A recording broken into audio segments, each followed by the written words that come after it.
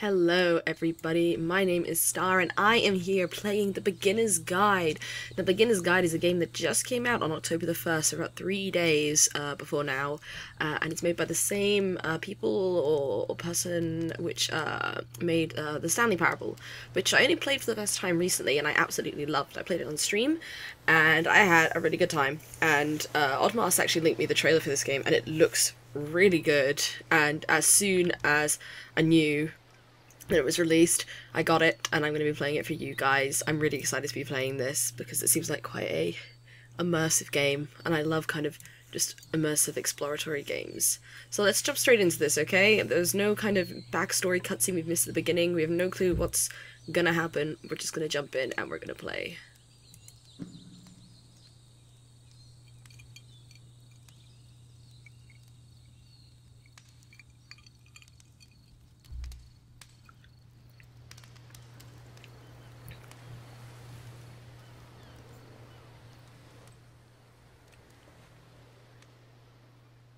Hi there.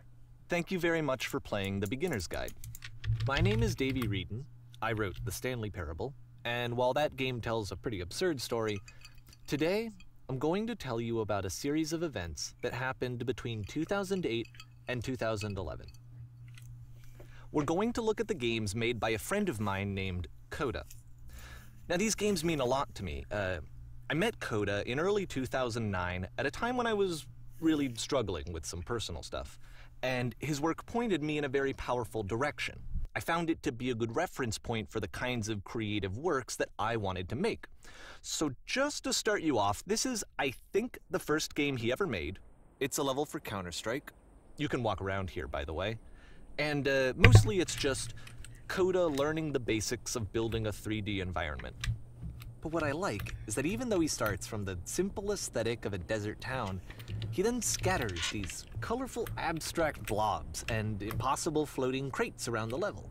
And of course, it destroys the illusion that this actually is a desert town, and instead this level becomes a kind of calling card from its creator. It's like a reminder that this video game was constructed by a real person. And it kind of makes you wonder, what was going through his head as he was building this? This is what I like about all of Coda's games. I mean, not that they're all fascinating as games, but that they are all going to give us access to their creator. I want us to see past the games themselves. I want to get to know who this human being really is. And that's exactly what we're going to do here. So, it's 2008, Coda starts making these games, and he never releases any of them. He doesn't put them onto the internet, he just makes them and then immediately abandons them, and they sit on his computer forever. And I think he really understood this image of himself as a recluse. At one point he jokingly renamed his computer's recycling bin to Important Games Folder. So, you know, this was just how he worked. He tended to crank them out one after the other without even really pausing to try to understand what he had just made, until suddenly one day he just stopped. In 2011, that was it. He made his last game, and then he hasn't made another one since. And that's why I've taken this opportunity to gather all of his work together, is because I find his games powerful and interesting, and I'd like this collection to reach him, to maybe encourage him to start creating again. And if the people like you who play this also happen to find his work interesting, then I'm sure it'll just send that much stronger of a message of encouragement to Coda. So thanks for joining me on this. If you have a particular interpretation that I haven't mentioned here, or if you just need to get in touch, you can email me at daveywreden@gmail.com.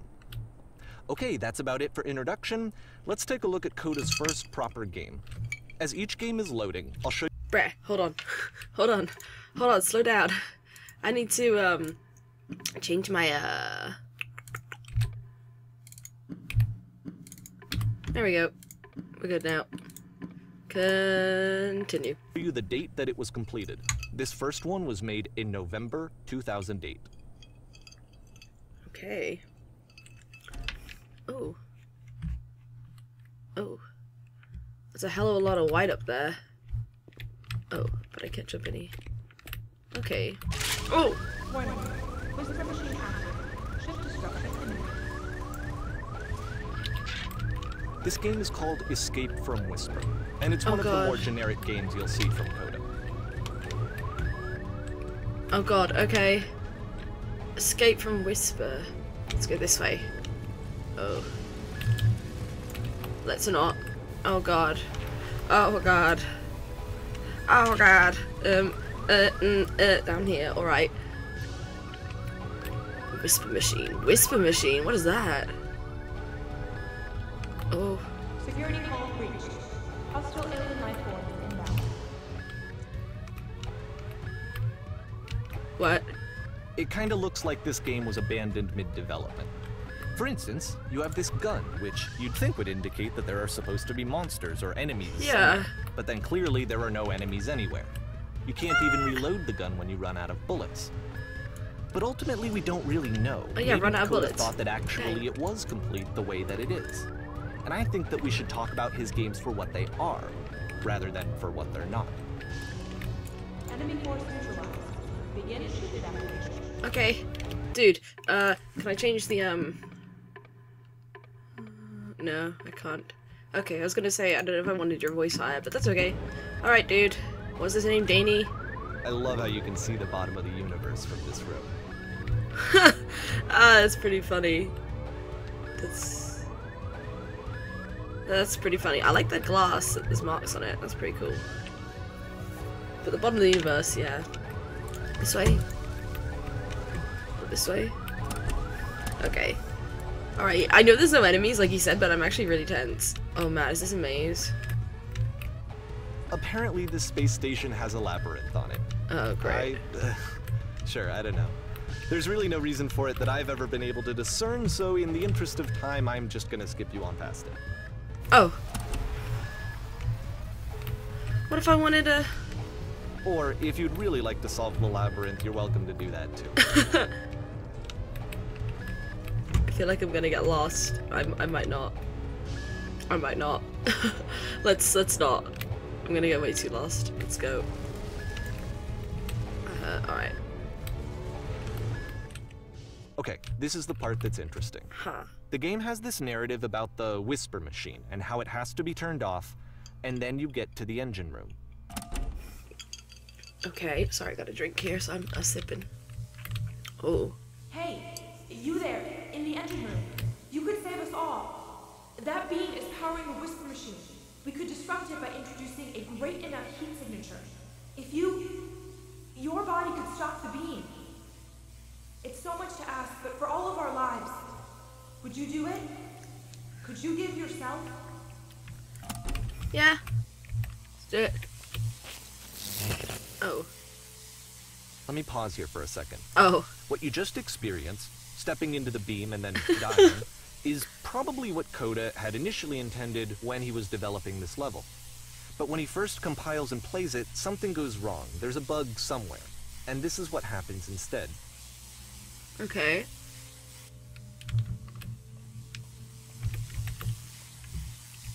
Oh. Oh. Oh god. Oh god. Hey, I can solve the labyrinth. The beam causes you to start floating. And this is an important moment for him.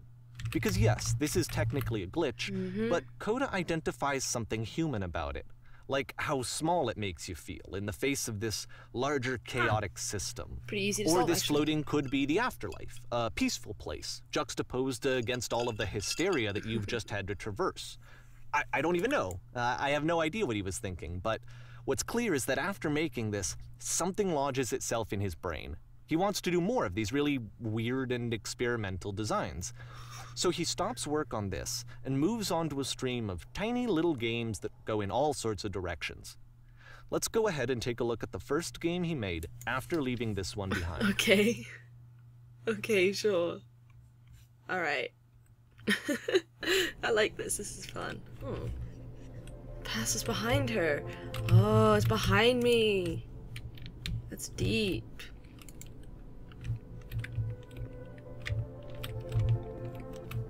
Yep, in this game you can only walk backwards. Wet.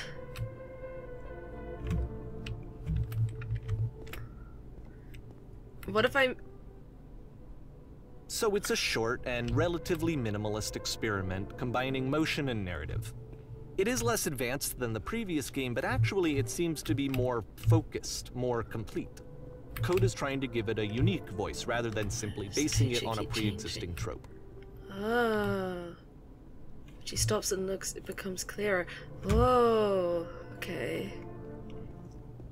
But the future is always behind her. How will she find the strength to confront it? It's a short little thought, it says what it wants to say, and then it ends. Whoa. Didn't need anything more than that. Is that it? Which to me is why it works, because it gets out quick. Okay, next one. Okay. Oh. Oh, this is scary. You are now entering.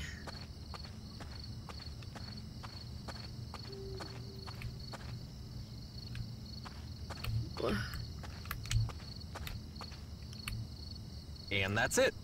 Okay, the meaning of this game won't be clear just yet. Please be patient with me for a few more games, and I promise you'll see what makes it interesting. What? What? You are now entering. That's just it. What? Oftentimes, Coda would put bizarre titles like this one at the start of his games. Oh. I wish I'd known him at the time that he was making these early games. He would really only talk to me about his work as he was making it. Once he stopped work on a game, like, that was it. It was dead to him. And I don't agree with that at all, but what are you gonna do?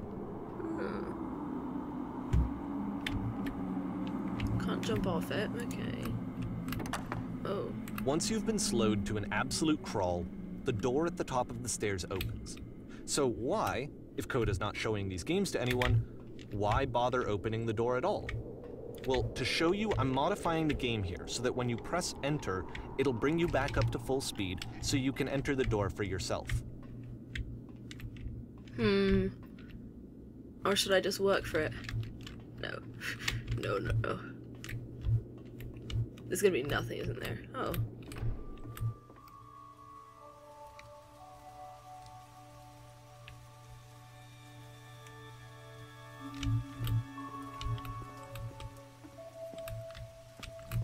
A room that's warm and nice and filled with little ideas for games.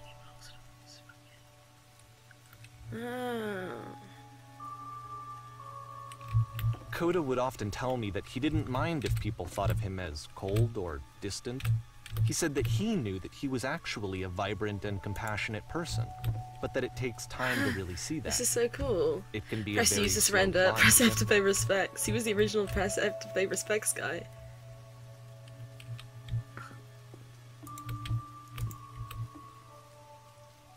Wow, that's cool.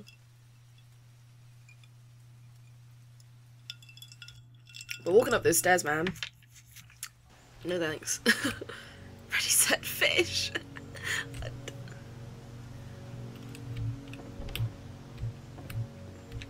I feel like those game ideas should probably going to be important, and I'm not going to realize it until later. Okay.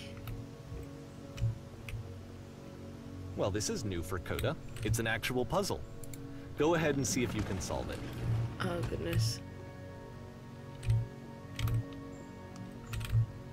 Can I...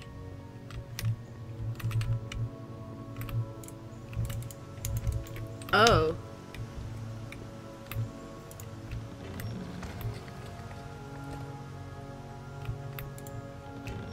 Don't forget that solution, because we're going to see this puzzle again soon. Okay. We're gonna see it a lot. Okay, there's 3 dots. Okay. I feel like that's gonna be important. Alright.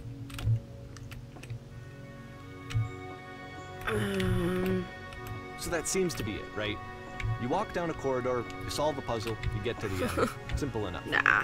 Alright, now I'm going to modify the game again, so that when you press enter, it'll remove all of the walls from this room. Okay. Trying to see if there's any walls I can walk through. I don't think so. Okay. Oh! Oh. Oh my god! Oh my How god! about that? There was more to it than we had any way of knowing. I actually find it funny that this game comes after the Stairs game, since they essentially convey the opposite idea.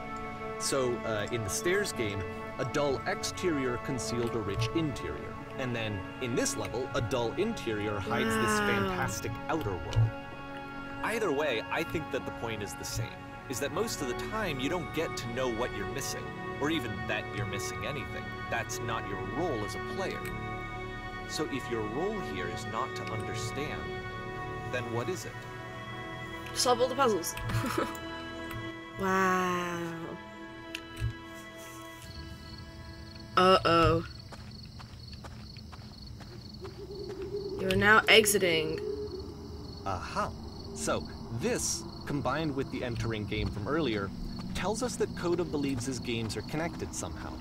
It could even be that the Stairs game and the puzzle game are literally connected in between this and the entering game.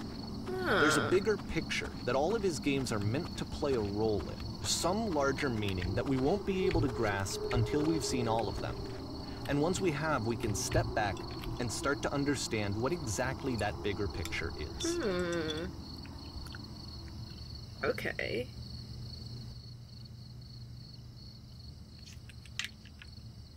I'm with ya, sort of.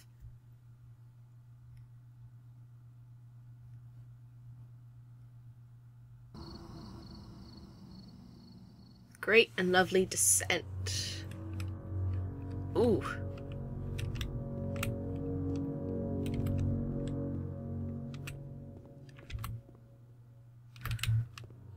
I'm on top of a hill, so I guess that's the descent? Blimey. Let's talk about video game development for a second. Every video game runs on what's called an engine, which determines what the game can and cannot do. So in other words, the engine is a set of tools for game development. The streetwise fool. To make all of these games, Coda is using an engine called Source. Like all engines, Source has certain things that it does well, and it has certain things that it does poorly. One of the things that it does very well is boxy linear corridors. That's why so many of Coda's games are set in these large, flat, empty rooms, is just because he's working with what the engine does well. Some stairs before I go down there. Am I able to? The tools available to the creator shape what kinds of creative work they're going to end up making. You might consider paying attention to the architecture in Coda's games, to notice how they seem to stem from an engine that's very good at producing linear, boxy corridors. Okay. Oh, is that a door there? We get to that door. No. Okay, we can't use it. Oh, can I jump off it? I can.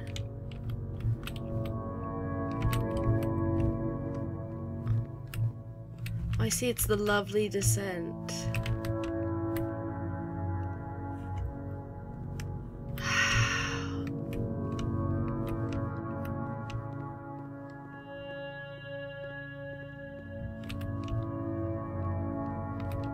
Oh man, okay. What is in here? Oh. Okay. Okay. It's like I'm in an animal farm.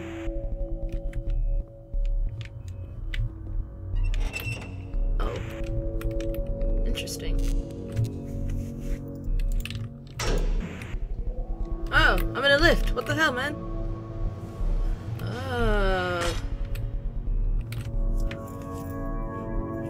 What happens if I...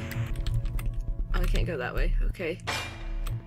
This prison, funny enough, in Coda's original design, the doors stayed shut for a full hour before letting you go. If you don't mind, I think we're gonna skip that. It's pretty funny. This is something that he and I used to argue about a lot. You know, whether a game ought to actually be playable, whether it means anything if no one can get through it. And I would always defend that, you know, all this work goes into the game, why not make it playable and accessible?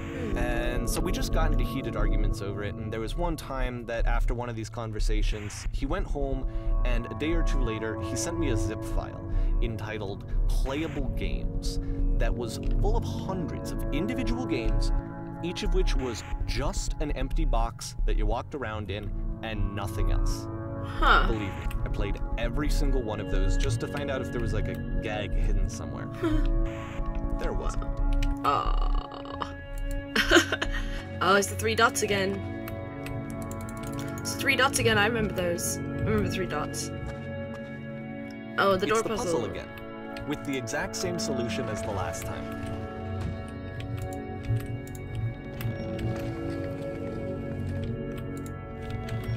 There's still no clear indication of what makes this puzzle so special that Coda is going to return to it over and over.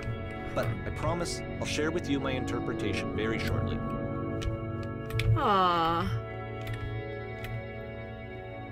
Pretty. You can still see the ground there, though, a little bit.